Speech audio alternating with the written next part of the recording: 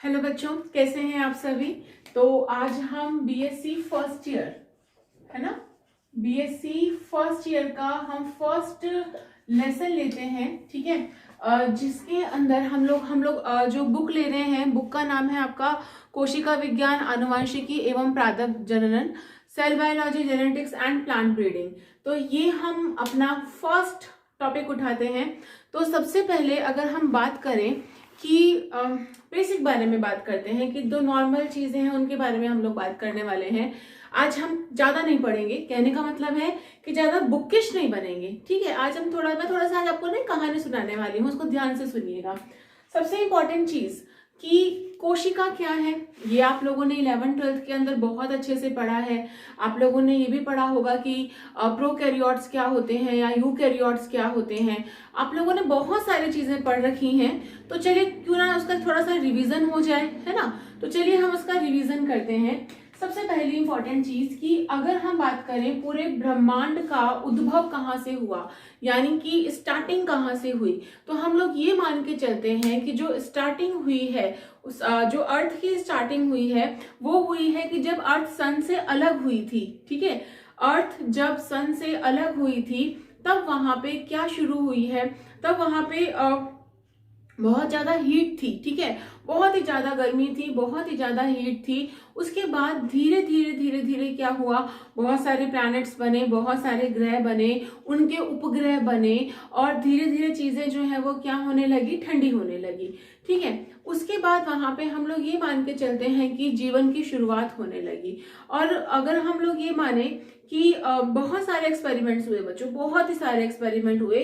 मतलब साइंटिस्ट लोग ये सोचने लगे कि भाई ठीक है, अर्थ बहुत बड़ी है, बहुत सारी है, लेकिन यहाँ पे बिगिनिंग कैसे हुई, है ना, मतलब स्टार्टिंग कैसे हुई। तो मैं अगर स्टार्टिंग की बात करूं तो आप लोगों को पता ही होगा कि अर्थ जो है, अर्थ के जो पार्ट है उसको हमने तीन पार्ट में डिवाइड किया हुआ है।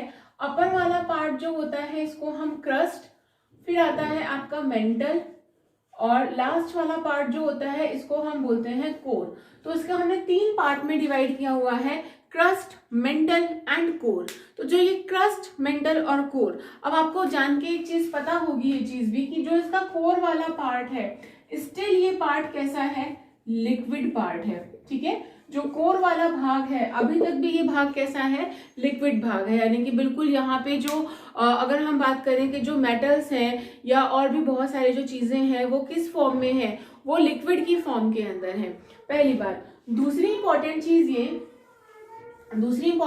ये कि जैसे जैसे अर्थ जो है वो कूल डाउन होने लगी, यानी कि ठंडी होने लगी, जैसे जैसे अर्थ की कूलिंग होने लगी, तो जैसे ही यहाँ पे कूलिंग होने लगी अर्थ की, वैसे वैसे यहाँ पे क्या होने लगा, जीवन की शुरुआत होने लगी। तो हम लोग ये एक एक्सपेरिमेंट हुआ था। उस एक्सपेरिमेंट के अंदर क्या हुआ था, समझना इस चीज को। उस एक्सपेरिमेंट ने साइंटिस्ट ने क्या किया कि एक बीकर ले लिया, ठीक है, और इसको बंद कर दिया। अब यहाँ पे इन्होंने क्या डाला, एक गैसेस डाली। गैसेस के अंदर उन्होंने मीथेन डाली, हाइड्रोजन डाली, नाइट्रोजन डाली, ऑक्सीजन डाली। मतलब जो गैसेस अर्थ के बनने से पहले, मतलब अर्थ का जब बन रही थी अर्थ, उस टाइम पे जो गैसेस थी, जैसे कि कार्बन डाइऑक्साइड, नाइट्रोजन हो गया, या फिर हम बात करें हाइड्रोजन सल्फाइड हो गई या कार्बन डाइऑक्साइड होगी, इन सारी गैसों को उन्होंने रखा। ठीक है, ये सारी गैसेस जो थी उन्होंने इन गैसेस को रखा। तो जब ये सारी गैसेस को इन्होंने यहाँ पे रखा, अब यहाँ पे मेरी बात बहुत ध्यान से समझना, यहाँ पे उन्होंने क्या दिया, इलेक्ट्रिक स्पार्क दिया। क्या दिया इन्होंने, इलेक्ट्रिक स्पार्क दिया। और जैसे ही इन्होंने यहाँ पे इलेक्ट्रिक स्पार्क दिया, इलेक्ट्रिक स्पार्क को देने के बाद क्या हुआ बेटा, इलेक्ट्रिक स्पार्क को देने के बाद इन्होंने यहाँ पे देखा, इसको रखा है ना, इसको इस इलेक्ट्रिक स्पार्क को उन्होंने रखा। मतलब 15 दिन तक उन्हें सब एक टेम्परेचर प्रोवाइड किया, इलेक्ट्रिक स्पार्क दिया। तो उन्होंने जो देखा वो बहुत ही हैरानी करने वाला था। उन्होंने क्या देखा, उन्होंने ये देखा 15 दिन बाद यहाँ पे प्यूरिन एंड पिरिमिडिन जैसे स्ट्रक्चर्स बनने शुरू हो गई, यहाँ पे डीएनए जैसे स्ट्रक्चर्स बनने शुरू, मतलब नाइट्रोजन बेस पेयर्स बनने शुरू हो गए, कुछ अमीनो एसिड्स बनने शुरू हो गए। तो उससे फिर ये माना गया कि भाई जब अर्थ बनी तो यहाँ पे चीजें लिविंग होने लगी, है ना। आप लोगों ने एक चीज पढ़ी होगी जिसको हम बोलते हैं कनेक्टिंग लिंक्स, योजक कड़ी, पढ़ा होगा आप लोगों ने यूजुअली। तो बेटा जो योजक कड़ी है ये क्या होती है, आप लोगों ने एक का नाम तो बहुत अच्छे से सुना हुआ होगा, जिसको हमने नाम दिया कोरोना वायरस। तो जो ये फर्स्ट वर्ड जो मैंने नाम यूज किया है इसका वायरस, है ना। तो जो ये वायरस है ना, वायरस जो है, अगर मैं एक नॉर्मल सी बात करूं, ध्यान रखना, it's a connecting link between living and non living, यानी कि जीवित और निर्जीव, इन दोनों के बीच का जो कनेक्टिंग लिंक है वो कौन है, इन दोनों के बीच का कनेक्टिंग लिंक वायरस है। तो हम लोग ये मान के चलते हैं कि जो यहाँ पे शुरुआत हुई है वो किससे हुई है, वायरसेस से हुई है, ठीक है। वायरसेस में इवोल्यूशन आया। वायरसेस में होता क्या है बेसिकली देखा जाए तो, वायरसेस के अंदर सिर्फ एक कैप्सिड होता है इस तरह से, ठीक है, और उसके अंदर क्या होगा, जेनेटिक मटेरियल, और जेनेटिक मटेरियल जो है यहाँ पे बेटा कुछ भी हो सकता है, आइदर डीएनए और आरएनए, या तो डीएनए होगा या फिर क्या होगा, आरएनए होगा, ठीक है। तो एक हम नॉर्मल बात करें अगर यहाँ पे, तो मैं यही कहूंगी कि यहाँ से लाइफ की शुरुआत होने लगी, है ना। तो लाइफ की शुरुआत में सबसे पहली चीज यहाँ पे क्या आए, वायरसेस आए। ओके, अब वायरसेस के बाद क्या, अब क्या और चीजें आएंगी, है ना, क्या क्या चीजें और इसके अंदर ऐड होने लगी। आप लोगों को एक चीज जान के हैरानी होगी बेटा, जो मानव का विकास है, यानी कि ओवरऑल जो हम जितना है, हम अभी तक ये विकास यहाँ पे स्टॉप नहीं हुआ है, अभी भी हमारे अंदर बहुत सारे चेंजेस आते जा रहे हैं, और वो चेंजेस जो हैं वो बहुत ही धीरे धीरे होते हैं, ठीक है। मतलब ऐसा नहीं है कि वो चेंजेस ऑल ऑफ सडन हो जाए, वो चेंजेस जो है वो बहुत ज्यादा धीरे धीरे होते हैं। तो अब मेरी बात ध्यान से समझना यहाँ पे, कि पहले वायरसेस बने, वायरसेस में चेंजेस हुआ, और वो चेंज क्या था, इवोल्यूशन, यानी कि उद्विकास। अब उद्विकास के अंदर धीरे धीरे धीरे धीरे क्या होने लगे, चेंजेस होने लगे, और उन चेंजेस के साथ में अगर हम बात करें, पहले बैक्टीरिया बने, बैक्टीरिया के बाद फिर आगे यूकैरियोटिक ऑर्गेनिज्म बने, यूकैरियोटिक जीव बने, फिर उसके बाद बहुत सारे जीव साथ में इकट्ठे रहने लगे, जिनसे अगर हम बात करें तो सिलेंट्रेटा वगैरह बने, सॉरी पहले स्पंजेस बने, फिर सिलेंट्रेटा बने, फिर इस तरह से विकास होता गया। अब ये दो चरणों में विभाजित हो गया, एक तरफ प्लांट बनते गए, उनका विकास होता गया, एक तरफ बहुत सारे एनिमल्स बनते गए और उनका विकास होता गया, नई नई प्रजातियां बनती गईं। ये सब चीजें आप लोग अभी बीएससी के अंदर पढ़ोगे, यानी कि सब चीजें आप लोगों को जूलॉजी और बॉटनी कंबाइंडली फॉर्म के अंदर आप लोग इस चीज को पढ़ोगे। सो ओवरऑल अगर मैं बात करूं यहाँ पे कि जो सेल है वो क्या है, यानी कि एक बेसिक चीज जो है वो किसके बारे में हम बात करेंगे, सेल के बारे में हम बात करने वाले हैं। तो बेटा सबसे पहली चीज क्या होती है सेल, अब उसके बारे में हम लोग डिस्कशन करते हैं।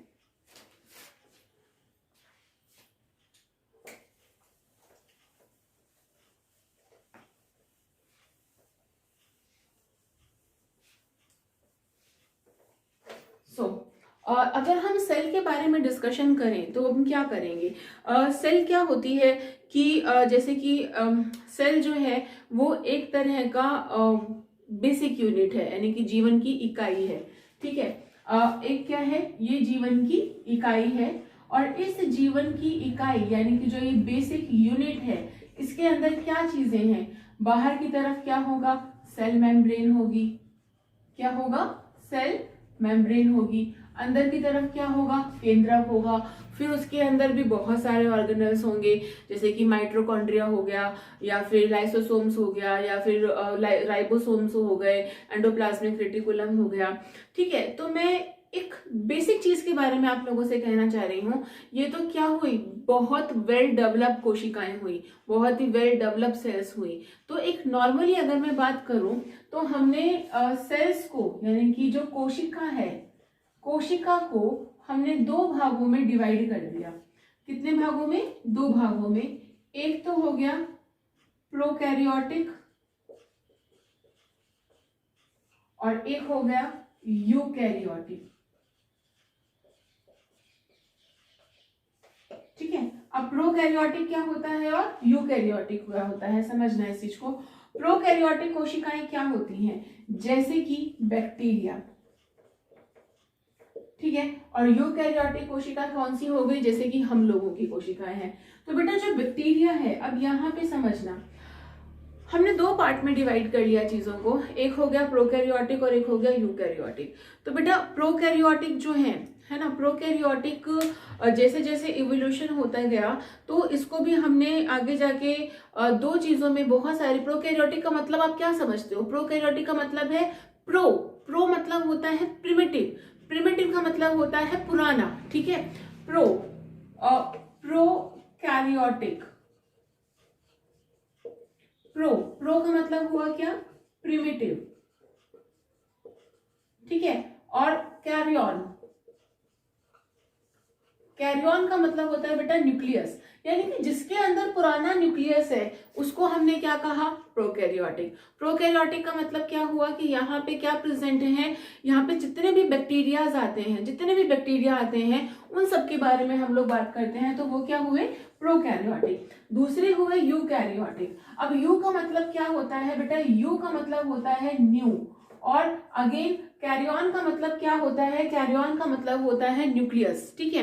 तो प्रोकैरियोटिक और यूकैरियोटिक बैक्टीरिया, बेटा प्रोकैरियोटिक का मतलब होता है ऐसे बैक्टीरिया जिनके, अगर हम बात करें ऐसे ऑर्गेनिज्म, नॉट बैक्टीरिया, ऐसे ऑर्गेनिज्म जिनके अंदर जो न्यूक्लियस है वो प्रिमिटिव है, न्यूक्लियस पुराना है। पुराने से मतलब क्या हुआ कि वहां पे कोई अगर हम बात करें कोई वेल डिफाइंड स्ट्रक्चर नहीं है, कोई वेल डिफाइंड एक मेम्ब्रेन नहीं है, ना ही कोई हिस्टोन प्रोटीन्स है, ना ही कोई कुछ और चीजें हैं, ना ही कोई न्यूक्लियोलस है आरएनए को कलेक्ट करने के लिए, मतलब इस तरह की चीजें वहां पे नहीं है, तो उस चीज को हम क्या बोलेंगे, प्रोकैरियोटिक। और उसके अंदर क्या आते हैं, जितने भी बैक्टीरिया आते हैं वो सब बैक्टीरिया आते हैं किसके अंदर, प्रोकैरियोट्स में आते हैं।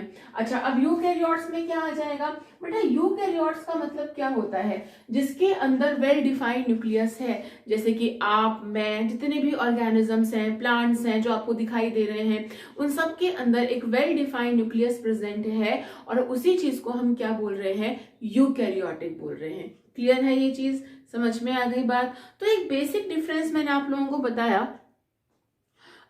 चलो अगर हम बात करें कि सेल कब डेवलप हुई है, तो हम लोग ये मान के चलते हैं आज से लगभग 3.8 बिलियन ईयर्स पहले, इतने साल पहले हम लोग ये मान के चलते हैं कि धीरे धीरे क्या कहते हैं, कोई जो डीएनए है वो किसी झिल्ली में या किसी मेम्ब्रेन में आ गया होगा और वहां से सेल डेवलप हो गई होगी। कौन सी सेल डेवलप हुई होगी, प्रोकैरियोटिक, है ना। और उसके बाद उसमें धीरे धीरे चेंजेस आते गए, यूकैरियोटिक सेल्स बन गई।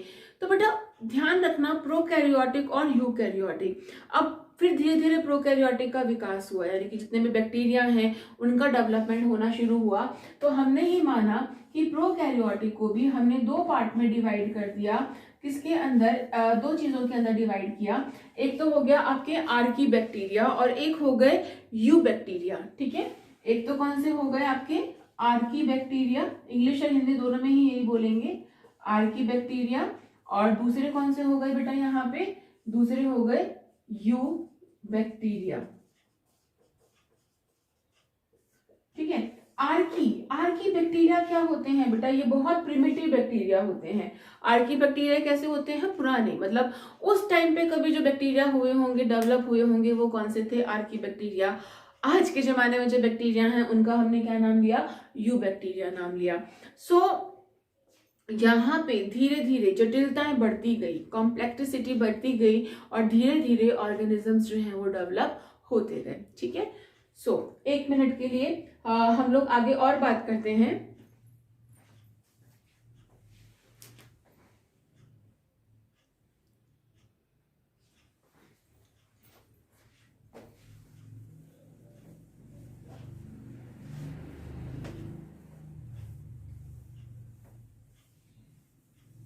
सो बच्चों आप लोगों ने पढ़ा कि प्रोकैरियोटिक और यूकैरियोटिक के बारे में, ठीक है। चलिए अगर हम बात करें कि जो यूकैरियोटिक बैक्टीरिया, सॉरी यूकैरियोटिक जो सेल्स होती हैं, जो प्रोकैरियोटिक सेल्स थे और यूकैरियोटिक सेल्स बनी, तो इनका विकास हम लोग ये मान के चलते हैं कि सिम्बायोटिक रिलेशनशिप से हुआ है। सिम्बायोटिक रिलेशनशिप का मतलब होता है सहजीविता। सहजीविता का मतलब क्या हुआ कि लाइकेन जो होते हैं, लाइकेन के बारे में आप लोगों ने सुना होगा, जहाँ पे एल्गी और फंजाई दोनों साथ साथ में रहते हैं, उनको हम क्या बोलते हैं, लाइकेन्स बोलते हैं। तो बेटा जो लाइकेन्स है, हम लोग ये मान के चलते हैं कि लाइकेन्स का विकास हुआ है ना, लाइकेन्स में सिम्बायोटिक रिलेशनशिप था, तो धीरे धीरे चीजें जो हैं, कोशिकाएं साथ में जुड़ने लगी, है ना।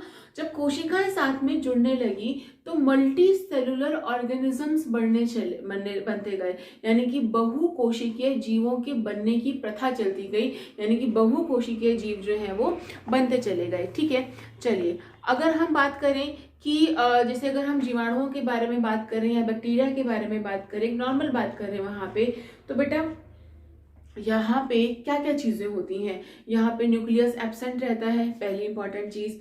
दूसरी बात, यहाँ पे कुछ बैक्टीरिया ऐसे होते हैं जिनके पास सेल वॉल उपस्थित होती है, सेल वॉल मतलब कोशिका भित्ति उपस्थित होती है, और कुछों में कोशिका भित्ति नहीं होती है। ठीक है, अच्छा, कोशिका भित्ति,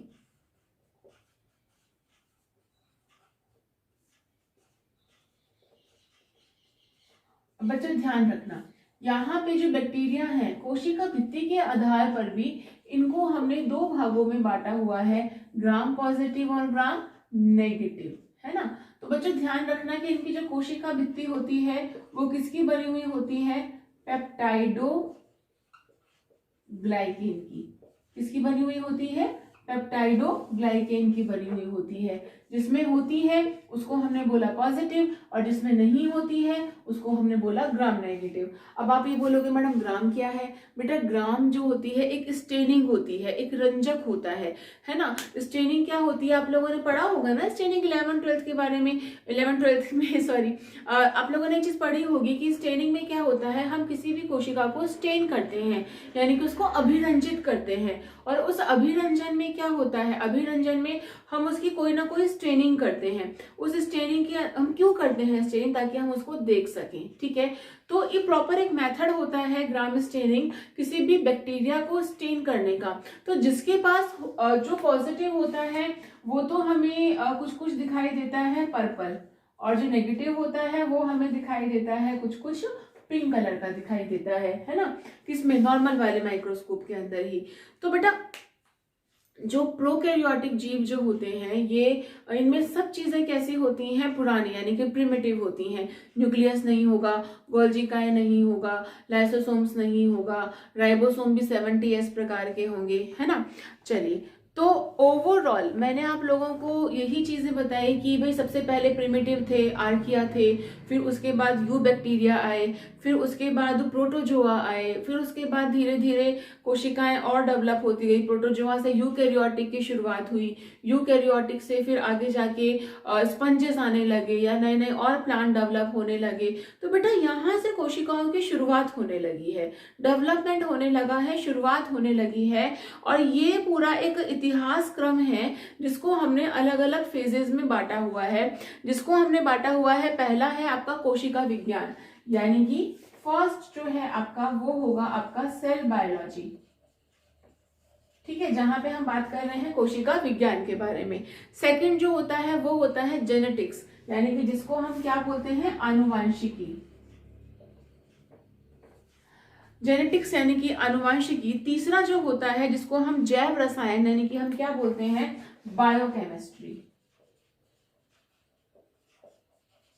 और चौथा और फाइनल जो होता है जिसको हम बात करते हैं, जिसको हम बात करते हैं कोशिका वंशानुगति, जिसको हम साइटोजेनेटिक्स नाम देते हैं, इसको हम बोलते हैं साइटोजेनेटिक्स। ठीक है, तो ये कुछ ब्रांचेस हो गई इसकी, आपकी सेल बायोलॉजी की, जिसके अंदर आगे हम पढ़ने वाले हैं। तो बच्चों ये मैंने आज आपको थोड़ा सा ना इंट्रो दिया है, जस्ट ये इंट्रो है कि आगे हम लोग क्या पढ़ने वाले हैं। ठीक है, अच्छा ये तो आपको पता ही होगा कि कोशिका की खोज किसने की थी, रॉबर्ट हुक ने की थी।